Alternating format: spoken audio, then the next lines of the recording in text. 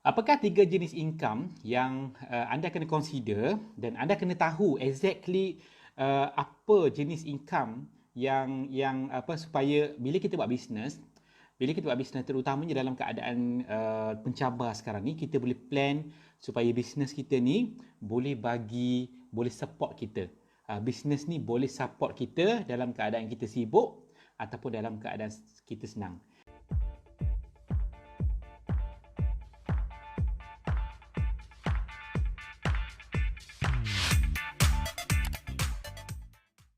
Saya Amin Kamarudin daripada Business Ultimate. Jika anda lihat video ni daripada Facebook, anda boleh komen, boleh like page dan juga anda boleh mungkin tanya soalan.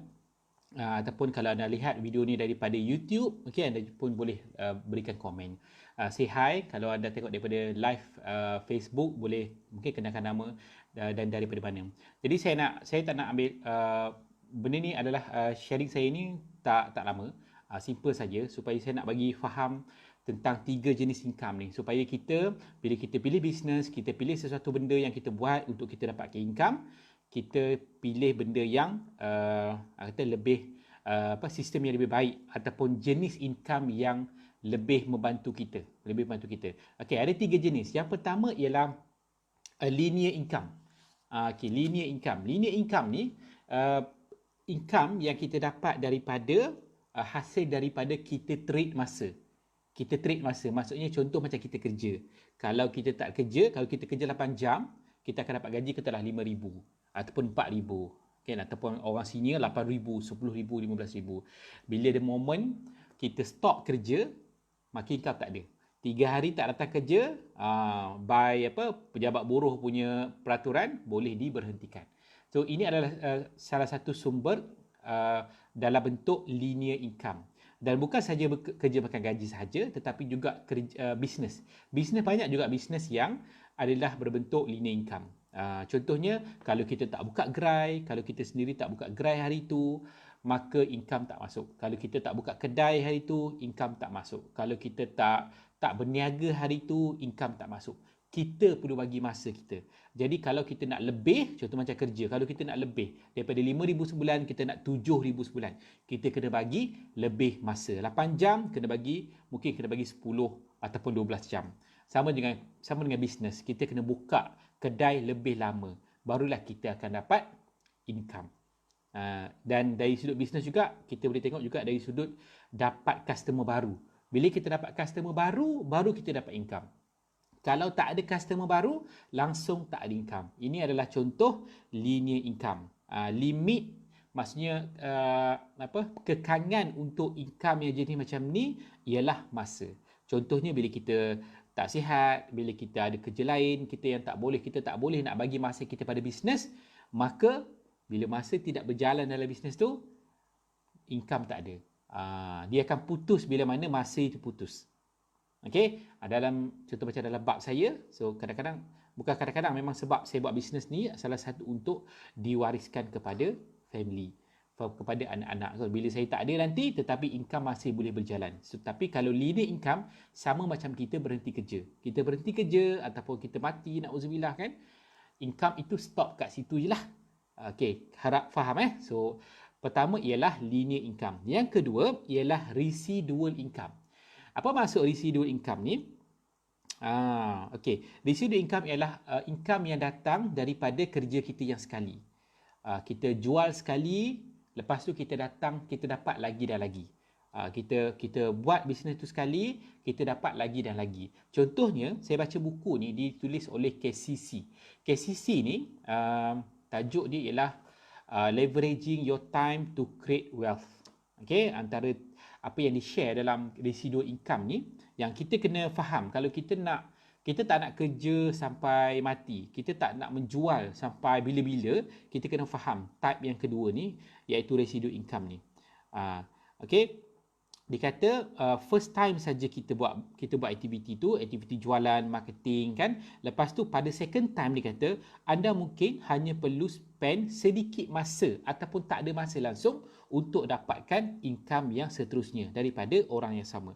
Dia kata for example, contohnya ialah jika kita ada a good quality produk jenis consumable yang bagus yang menyebabkan customer kita datang lagi dan lagi setiap bulan. Ini kita panggil residual income. Ini kita panggil. Sekali buat, customer tu datang lagi dan lagi. So, dia cakap apa lagi contohnya? Contohnya, royalty. Selain pada produk, royalty. Kita menyanyi lagu ataupun kita berlakon movie. Contoh macam orang kata Elvis Presley. Walaupun dia dah mati berpuluh-puluh tahun, dia masih antara bintang filem ataupun penyanyi yang masih kaya setiap tahun daripada royalty. Daripada royalty yang dia dapat daripada lagu-lagu yang dia nyanyi, daripada filem-filem yang dia berlakon. Kalau tengok Michael Jackson pun sama kan. Walaupun dah tak ada, tetapi masih lagi dapat income berpuluh-puluh juta setahun daripada royalty. Jadi kalau anda ni pelakon, penyanyi, ada bakat terpendam, jadi anda mungkin boleh untuk dapat income residual ni menggunakan bakat yang ada. Tapi saya tak ada bakat. Jadi saya memilih untuk berniaga menggunakan produk yang menyokong kepada residual income ni. Setiap bulan datang lagi customer, 7 tahun lepas, 6 tahun lepas, 5 tahun lepas. Beli sekali je dulu, saya buat marketing sekali je kat dia. So bila dia guna produk, dia datang lagi dan lagi selama 7 tahun, 5 tahun. Ada yang sahabat-sahabat saya, yang mentor-mentor saya yang ada customer hampir 30 tahun terus membeli daripada dia. Bayangkan, sekali kerja je. Okey, yang ketiga ialah multiplex income. Multiplex income. Apa itu multiplex income? Okey, dia bukan kerja seorang. Residu income ni lebih kepada kita seorang, kita jual produk kepada ramai orang dan orang tu datang lagi dan lagi. Okay, residu income ni anda boleh ambil contoh macam McDonald. Adakah owner kepada McDonald ataupun KFC ke kan? Colonel Sanders. Tak tahu lah, Colonel Sanders dah tak ada kan, dah mati kan? Dia punya pengasas dia. Adakah mereka kaya dengan cara mereka sendiri yang jual ayam? Mereka sendiri yang jual burger? Tak kan? Jadi mereka mungkin buat usaha 10% ataupun 5% ataupun 1% je. Tapi 99% berlaku income tu datang daripada rangkaian, network, daripada cawangan-cawangan McDonald di seluruh dunia, cawangan-cawangan KFC di seluruh dunia. Multiplex income ni maksudnya benda tu, produk tu dia beli lagi dan lagi, pertama, tetapi stesen jualan, pihak yang menjual tu banyak, ada ramai yang menjual di bawah organisasi kita. Macam ejen-ejen lah. Macam ejen-ejen lah, tapi produk mereka adalah jenis consumable, orang gunakan dan orang datang lagi dan lagi setiap bulan. Jadi ini adalah kriteria jenis income yang paling untung yang diceritakan oleh KCC. KCC ni saya pernah jumpa di Hotel Armada PJ dalam beberapa tahun lepas. Bila saya pergi ke dia punya kelas tu, rupa-rupanya dia adalah orang kanan kepada Robert T. Kiyosaki. Rich Dad Poor Dad kan, dia adalah orang kanan kepada Robert T. Kiyosaki. Dan kalau baca buku Rich Dad Poor Dad yang antara yang terawal, ada nama dia dalam pendahuluan, macam itulah, dalam preface tu kan, nama dia ada disebutkan situ. Dan dia memang banyak study, dia memang follow lah, dia antara student terawal kepada Robert T. Kiyosaki. Jadi kalau kita baca di bab nasihat kewangan dia dalam bentuk-bentuk cadangan income ni, memang clear. Memang benda ni pun diakui oleh orang kata mentor-mentor dunia. Jadi dia panggil juga benda ni ialah people franchising. Multiplex income ni kalau kita letak dalam skala besar, kita boleh tengok macam franchise yang mahal lah. Nak satu franchise kena bayar ratus-ratus ribu kan.